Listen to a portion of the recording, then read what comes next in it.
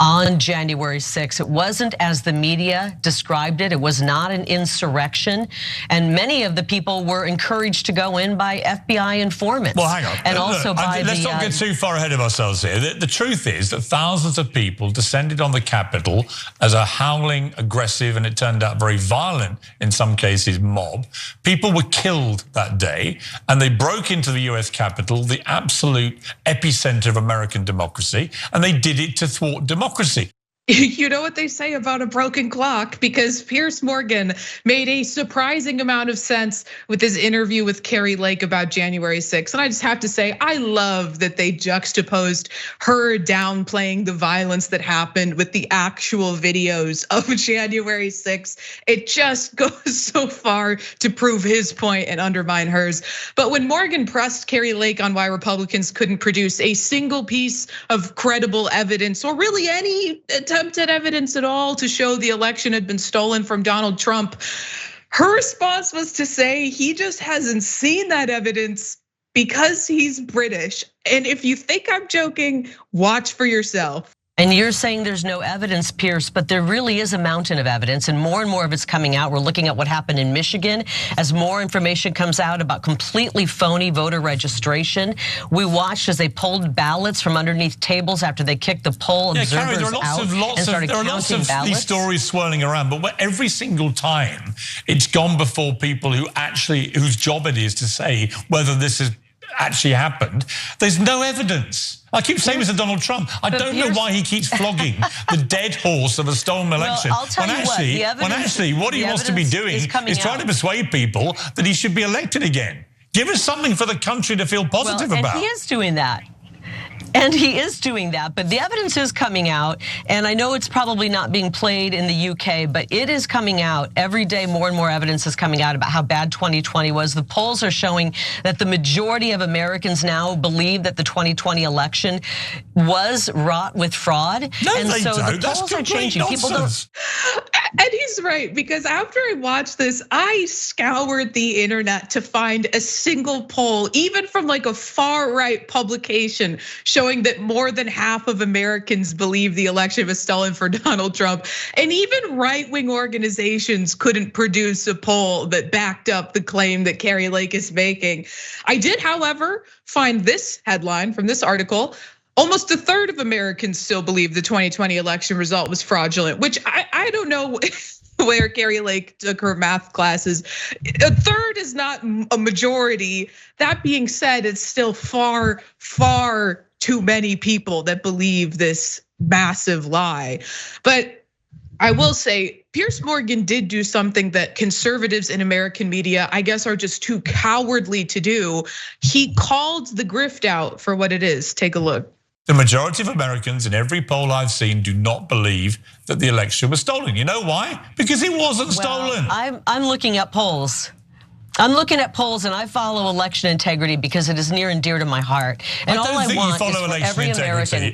Kari, I think what you want to do, like Donald Trump, you want to fuel a sense that every time you guys lose a fair election, it's unfair and rigged and stolen. And every time you win, it's the purest example of efficient working democracy imaginable. That's really what it boils down to. When Trump won in 2016, it was of course a fair election.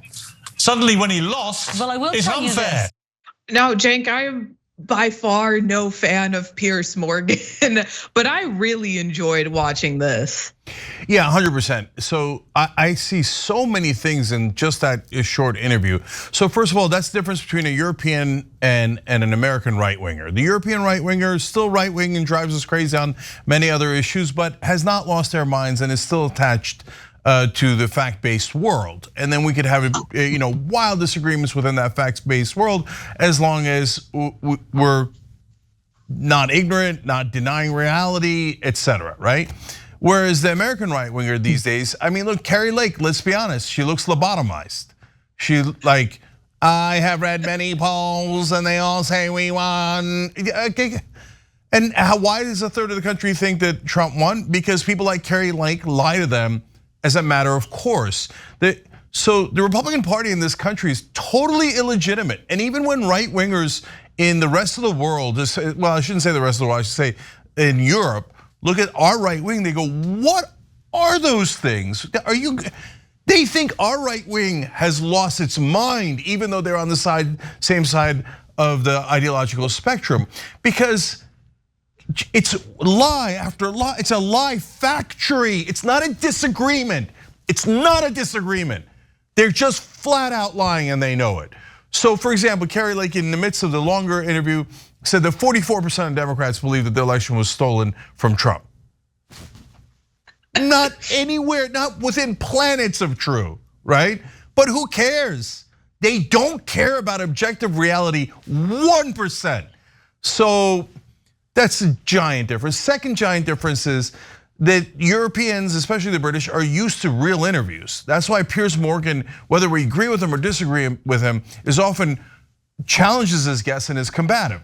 Whereas in America, you have to just bow your head for 98% of, that's why we always feature like Mehdi Hassan interviews, because he actually challenges his guests, which is like it's like breaking news when you do that in America. If an anchor, I mean, like Don Lemon challenged Vivek Ramaswamy for a second, and back then that was before everybody decided to pile on Vivek. That was considered like so Reeve Ghosh that that was among the contributing factors for him being fired.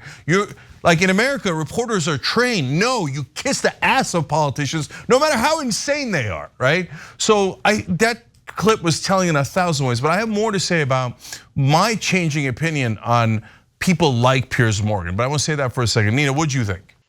Loved it. And I got a new term I will start to use. I'll give Piers credit, and that's flogging a dead horse. I just thought that was so beautiful. But he's right. I mean, his advice to former President Donald J. Trump, why you keep walking down this fool's path here, because the election was not stolen. And instead, stop doing that and talk to the people about what you want to do when you become president of the United States of America, if you do become president of the United States of America, God forbid. But Donald J. Trump and his ilk can't do that because they really have no real plans for making this country a better place.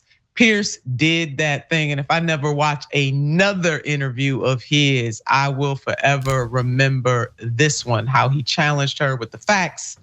And her point about there was no insurrection. I mean, I wonder what her definition of insurrection is, because it must be tremendously worse than what the video evidence shows and what is coming out in terms of the facts about those people who converged on the Capitol to try to overthrow an election. I mean, what really is her definition of an insurrection? Inquiring minds do want to know. This interview really reminded me of Ben Shapiro when he was interviewed on BBC by Andrew Neil. And Andrew Neil, for people who view the BBC know, is a climate change denying far-right conservative. And he pushed back on Ben Shapiro, and Ben Shapiro was so unprepared to receive that kind of pushback.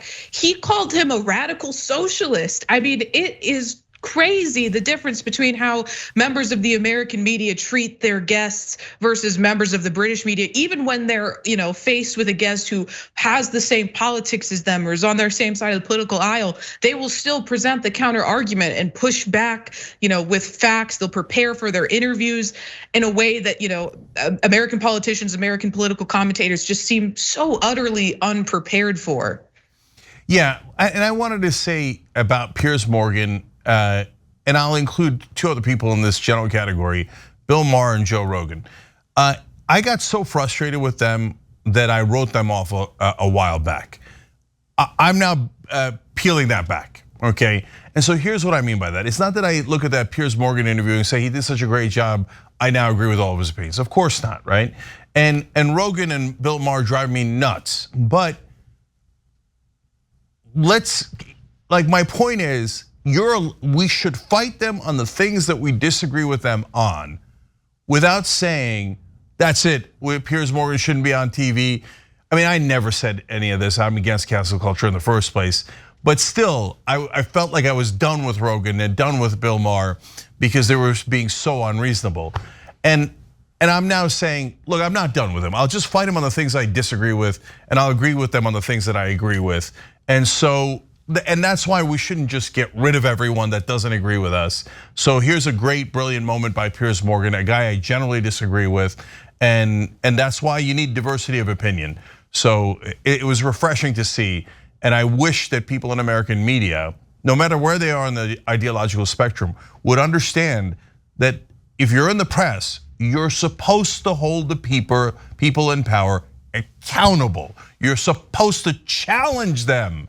And you're definitely not supposed to accept their lies and just move on. You're definitely supposed to challenge their lies. And unfortunately, these days, the Trump wing of the Republican Party, which is unfortunately the great majority of the Republican Party, just thinks that lying is totally okay, that there's nothing wrong with it at all, and they do it as a matter of course.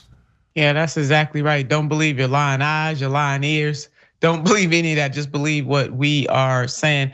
And Cenk, your point about disagreeing with people on issues, and when you agree with them, agree, that should be the course of action, especially in media.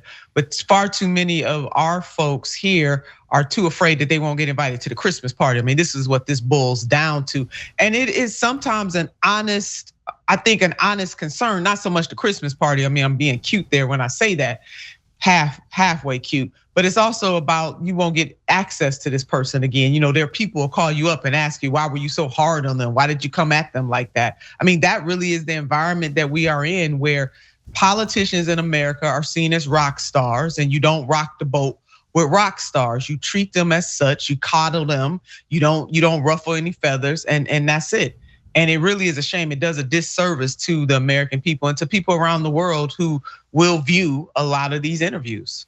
I'm gonna say one last quick thing, because I've got a perspective on this that of course most folks don't, because they didn't work as an anchor on cable news. But when I was at MSNBC, I once got into a significant challenge to a former Republican congressman.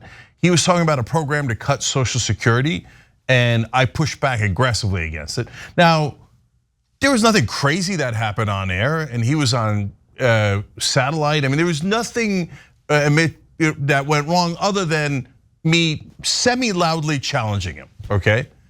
And people at MSNBC talked to me and said, you don't do that. Why? Why don't we do that?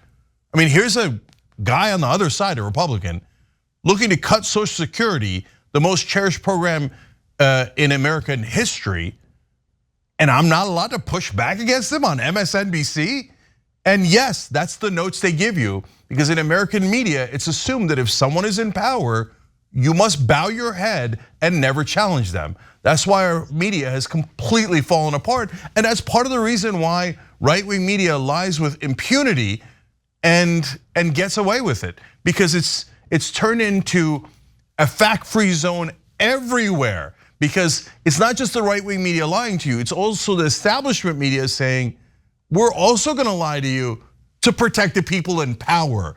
We're not gonna challenge their lies, we're not gonna go after, we're not gonna give you objective reality, we're just gonna please the people in power. And neither side is doing the country any favors. Well, Cenk, to that point, I mean, most of those people, I won't say all, but most of them benefit from the status quo. I mean, the people telling you don't push back on Social Security probably don't have to worry about whether or not Social Security is robust. So in the moment, they just don't care about it. So they're pushing really their agenda. And there's really, I think what we're unveiling even in this story, that there's a lack of class consciousness mainly on mainstream media. And that is why independent media like TYT and others are so important, because more likely than not all of us, but more likely than not, and certainly here on TYT, we do understand a class-based consciousness, and it's important. Thanks for watching the video, guys. We also love it if you hit the join button below, because that makes you a member, and members allow us to be independent, honest. We can be as progressive as we want, no corporate media influence, and that's all because of you guys. We love doing the show with our members. Hit the join button, become one of the Young Turks.